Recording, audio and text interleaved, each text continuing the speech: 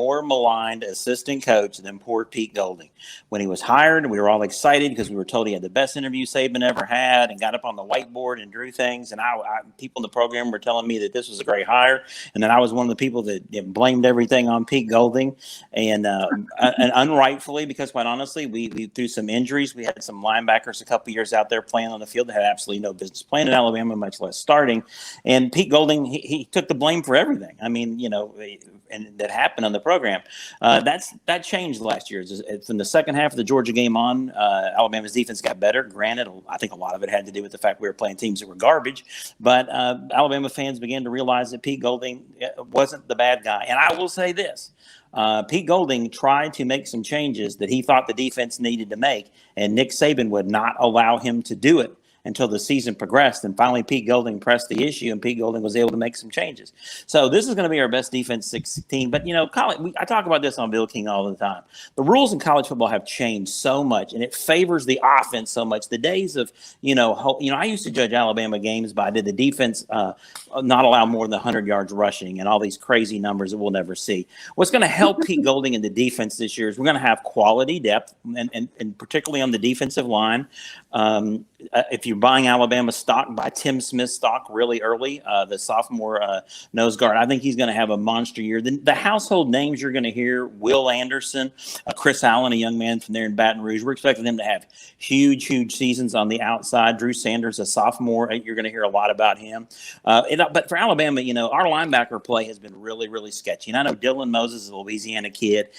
He had trouble staying healthy. He missed the 2019 season all again. Then he came back and played injured last year. We're going to finally, I think, Jalen Moody, I think, is going to step in and be the Mike linebacker along with Christian Harris, another Louisiana kid. So I think we're going to have our best linebacker combo that we've had in a while at Alabama.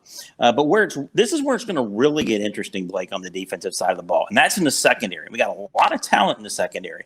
But I think as the season progresses, we're going to see some of the veterans have a hard time defending their positions against some of the incoming guys. Josh Jobe has one cornerback position locked down, okay? The big question is who's going to be the cornerback on the opposite side? Well, it looks like Jalen Armour-Davis, who's been in the program for several years but has never been healthy. It looks like he's going to win that other position.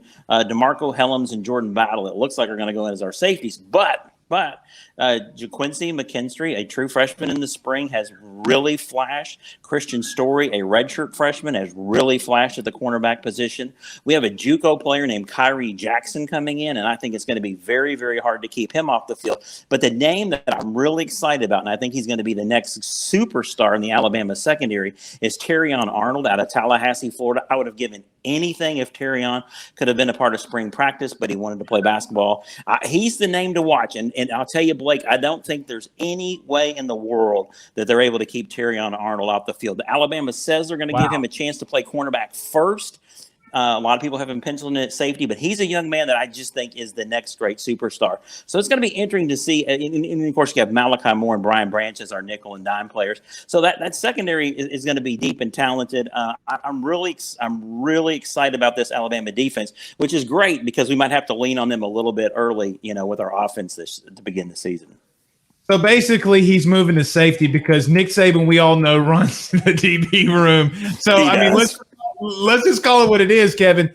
Look, you talked about the linebacker play defensively, and look, you had two Louisiana guys, and yeah, it was a little suspect. I'll give an example for Louisiana people here, LSU fans. When John Emery broke that long run, sometimes these linebackers were out of place. Kevin, you talked about the secondary, you talked about the guys up front, but if you don't have guys at the linebacker position that can run, you could be in a lot of trouble. Is that the biggest worry that you have for this team defensively? Communication is going to be a big part of it, and staying healthy. Demoy Kennedy, I'd say another name to watch. True freshman Deontay Lawson has really flashed this spring. I think in the blowout games, the games against Mercer and the other directional schools, I look for Alabama to get him on the field as quickly and as much as they can to try to build some more quality depth there.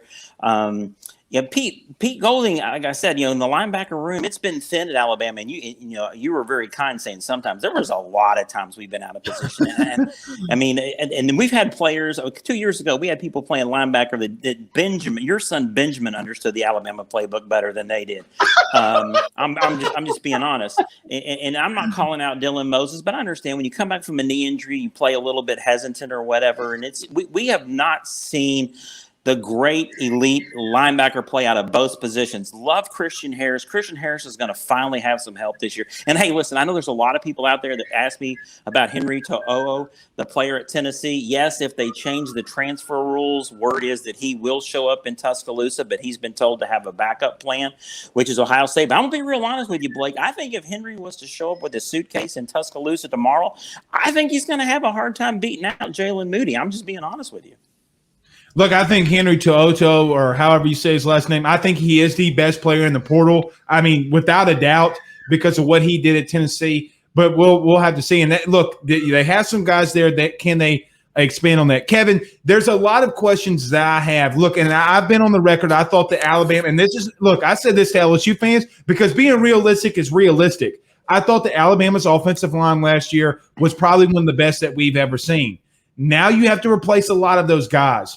On the offensive side, that's got to be the biggest worry. Outside of quarterback, outside of receiver, outside of running back, you win the game in the trenches. Are you really worried offensively about what you can – and look, as much as I didn't really like the swagness sometimes from Logan Dickerson, I understood it. You're replacing a big-time center. Is that your biggest up front that you have to replace is those guys in those trenches? Yeah, and absolutely. I'm with you 100%. Logan Dickerson's one of those players. When he's on your team, you absolutely love him. And when he plays for anybody else, you want somebody to sweep his knee, break his leg. I'll be real honest with you. I mean, if he had played for you guys or anybody else and pulled that crap on us, I'd be like, somebody jack that guy up, please. But when he's on your team, you love him. Yeah, there's a question marks around there. Of course, Alabama's new offensive line coach is Doug Marrone. One of the complications with this is the fact that we have a couple of key players in the offensive line that are not participating this spring, like guard Emil Ecular. So, and as you know, you're a former offensive lineman. The offensive line is not a microwave position. You don't throw somebody who's been there for 30 seconds and you got to, it's come over, as Bill King would say, it's a rec tech position. You kind of got to put it on the cooker for 14, 16 hours. So I think we're going to see the evolution of the Alabama offensive line. I'll be, no offense to Florida fans, and oh, by the way, it was great when you all kicked their butt in Gainesville last year. We don't really have to have our offensive line clicking, in my opinion, until we go to a College Station. And I think it will by that point. Evan Neal's is elite. He's moving from right tackle to left tackle. Chris Owens is going to be the center. Emil Ecular is going to be one of the guards. The other positions are a little bit up in the air. It could be Tommy Brown. And then two true freshmen to keep an eye on are J.C. Latham, who I think is going to be the next superstar Alabama offensive lineman, but he's only 17 years old. And then Tommy Brockermeyer, the five-star out of Texas. So I think we're going to see a lot of tinkering with Alabama in the first 4 to 5 games. And like I said, I think we don't really have to have it right until we go to A&M. I think that's going to be a position, Blake, that we're going to see continued improvement. And I think by the time we get to games 7 and 8, I think Alabama will have a really strong offensive line. But yeah, far and away, last year's offensive line, the best line Alabama's had in the Nick Saban era. Well, we do have a lot of questions in here for you, Kevin, in reference to Coach Saban. So we're going to fire off a couple that we can find, and because they're firing in. Awesome. But Craig says, #ask Kevin, any feeling on how much Coach Saban's going to coach? I think we all know it's realistically that at some point he's going to retire. If you told LSU fans today here, Kevin, if it's tomorrow, they would probably cheer for joy. But look, he's got a plan. Nick Saban always has a plan. But it doesn't look like he wants to stop anytime soon. What if you just had to give a puncher's shot at what you might think that this team might look like in the future with Saban? What do you think? I think Coach Saban will coach until Miss Terry tells him not to coach anymore. And let's be honest, she doesn't want him around the house anytime soon. And his personality is, he said it many times and it's true. Excuse me.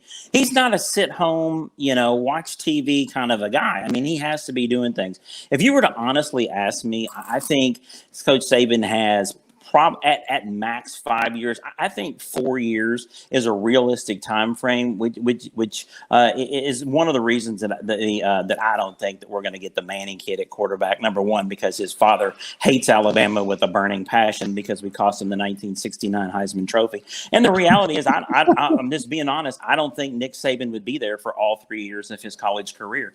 If you were to ask me who I think is going to be the next Alabama coach after, there was some talk about an unofficial handing of the baton to Steve Sarkisian. That was very serious. Coach Saban setting him up for that. Obviously, that's not going to happen because he goes to Austin, and ironically, we go there the next 2 years.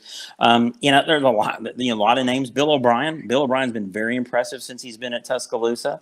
I joke on Bill King's show, hey, we've killed Pete Golding off 1,000 times. It may be Pete Golding, but I'm going to throw a name out there that's going to blow everybody away. And he left on really bad terms, but he's re-energized himself and rejuvenated himself in talking to power people at Alabama. I've been told that Lane Kiffin is no longer on the blacklist, and that's a name. But here's another thing. I think the jokester in Gainesville is up against it. They have a really tough schedule this year. I'm kind of worried that Lane Kiffin could be the head coach at the University of Florida next year. But I'm just throwing that out there. Oh, I know. Can you imagine?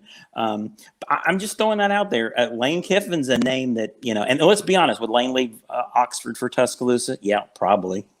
I would. Well, and Kevin, two things. I want to get on Bill O'Brien. I got to defend Pete Golding, but we'll get to that. Lane Kiffin's interesting. Okay. If he can get the talent at Florida and go to Florida, watch out. Okay. That scares the bejesus out of me. I mean, does that not scare you? Oh, it scares me. The only good thing is Kirby Smart would jump off a bridge. Kirby would be totally exposed at that point, and that's the guy I can't stand. Kirby, if Lane Kiffin gets the Florida job, Kirby better hope that the Falcons job becomes open immediately. Okay, I gotta be honest. That's freaking funny. Kevin Hagan is our guest. We'll let you know where you can get all of his stuff. We have one here from Vic. He says, #Ask Kevin, are you worried about the receiver position with the lack of experience there? That's a good question because, look, you're replacing the Heisman Trophy winner. Judy's not there. Roger's not there. You have a lot of things that you got to replace. Is that another position, Kevin, that you might be a little bit worried about? That's a phenomenal question. Oh, that's a phenomenal question. I'm sorry, my friend. I didn't mean to cut you off there. You're good. Yeah, I mean, let me say this. Losing Devontae Smith hurts so much. Not only was he a Louisiana kid, not only was he the Heisman Trophy winner, but he was such a class individual, was such an integral leader of our team. I'm going to miss – I can't tell you for the last 4 years what a safety blanket number 6 was for Alabama. Yeah, no question. Our three main receivers are going to be John Mechie, Slade Bolden, a young man from West Monroe. Bill O'Brien loves him. We kept hearing with Steve Sarkisian that we were going to integrate Slade more into the offense. It never happened. Well, it's going to happen with Bill O'Brien. Bill O'Brien loves Slade Bolden. And Javon Baker, very talented true freshman last year. Javon finally decided, hey, you know what? It might help to learn the playbook, and it might help put my bad attitude aside. So he has been, along with Trayshawn Holden, they've been reclamation projects of Bill O'Brien. Also, Jaleel Billingsley, our tight end. He's not a tight end. We call him a tight end. Okay, it's like calling an aardvark an elephant, but I mean we call him a tight end. He's going to get a lot. But then Bill O'Brien's identified Cameron Latu. Get this. We had a 6'5" tight end walking around on the sidelines who was never targeted for a pass in his first 2 years at Alabama. Well, Bill O'Brien says, "Hey, can you catch the ball?" And the kid's like, "Yeah." Well, he's been lighting it up all spring. I don't know if he offended Steve Sarkisian or what, but he's been a big find. But yeah, that's a great question because we've brought in 4 elite freshman wide receivers: A.J. Hall, Ja'Cory Brooks, JoJo Earl, and Christian Early. But they're doing freshman things. They'll make one great play, then they'll have a drop, and then they'll misrun routes. So I mean, as you know, Blake, and it makes me really mad, Blake, when I hear this. Well, you can just throw freshman wide receivers out there. That's a real easy. Right. No, yeah, maybe you can at Division III. Okay, but we're talking about the SEC. That is not true. So yeah, behind the ones that I mentioned are freshmen. They're very talented, but Blake, they're freshmen, and they're going to have freshman moments. Kevin, I heard this from an offensive line tight end coach when I was in college. He said that offensive coordinators do one or two things about tight ends. Either number one, they use them, or number two, they never use them. It just depends on how things go. Kevin Hagan is our guest. We'll get to a couple more of you guys' questions in just a second. Bill O'Brien is interesting. A lot of people kind of shake their heads and scratch their heads when Bill O'Brien was named the offensive coordinator at the University of Alabama. Nick usually doesn't make hires, but this one's kind of a question mark. What did he see in Bill O'Brien? Look, Bill O'Brien, for all it's worth, is a good offensive play caller, regardless of what people say. The Texans organization, I think, is a little Rudy Poo, how I would say it, and we can see what's going on there. Bill O'Brien's interesting. Kevin, tell us what's been going on this spring, how those guys been implemented, and how do they like Coach O'Brien? Let me first say, I think Bill O'Brien, I think the job he did at Penn State after the entire mess and the whole scandal of Joe Paterno, I think it was the second most difficult job in the history of college football, only succeeded by the restarting of the Marshall program after the horrific plane crash. I think those are the two hardest jobs. It's stability. What Bill O'Brien brings is stability and experience, and the players have absolutely fallen in love with him. And this is not a knock on Steve Sarkisian, okay?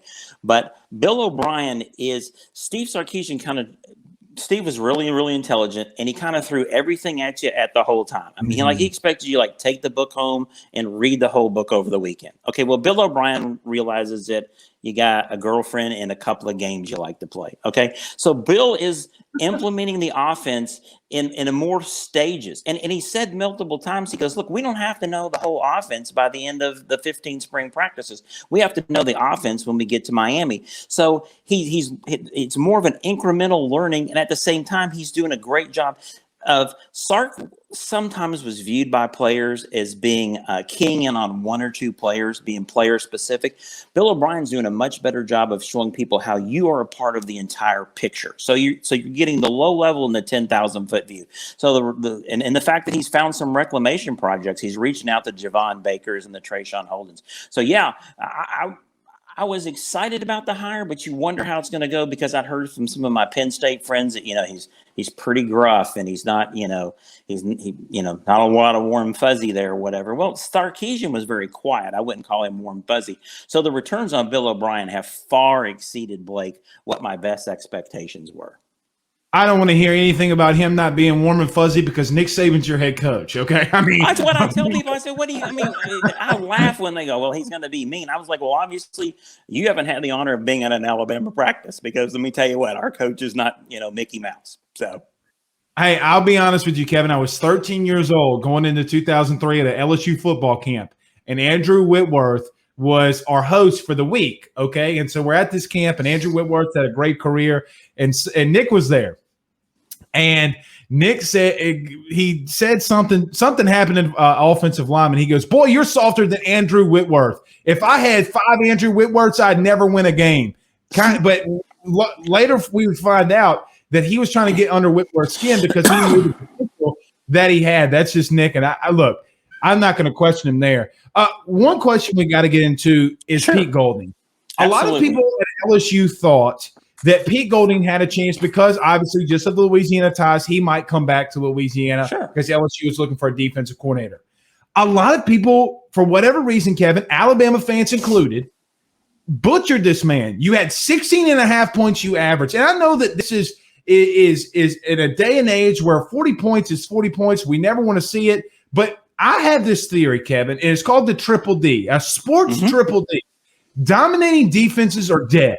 Do you agree? And I do. Look, very quickly, I don't want to really interrupt you. If I told you right now that your defense would give up 16.5 points a game, would you take that right here, right now?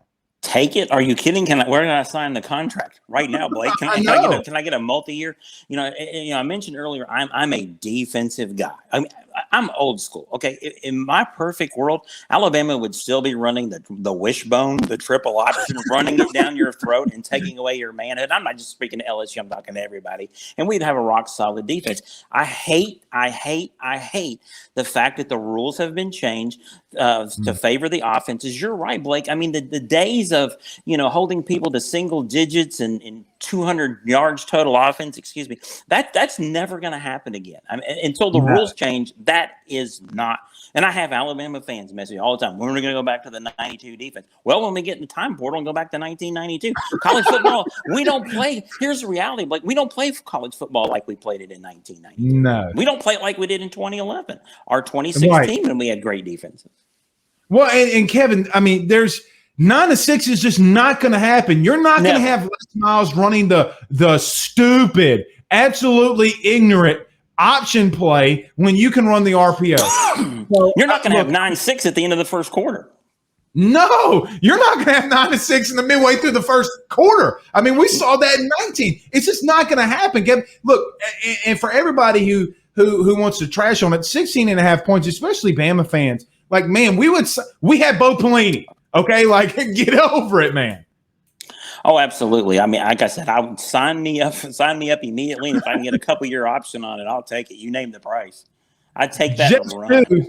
Jeff, too, who I know that you know well, and our good friend, says, #Ask Kevin, how will Alabama get touches to 7 different 4- and 5-star running backs next season? A very big running back class. Look, they do have a lot of talent there. How do they feed all those guys?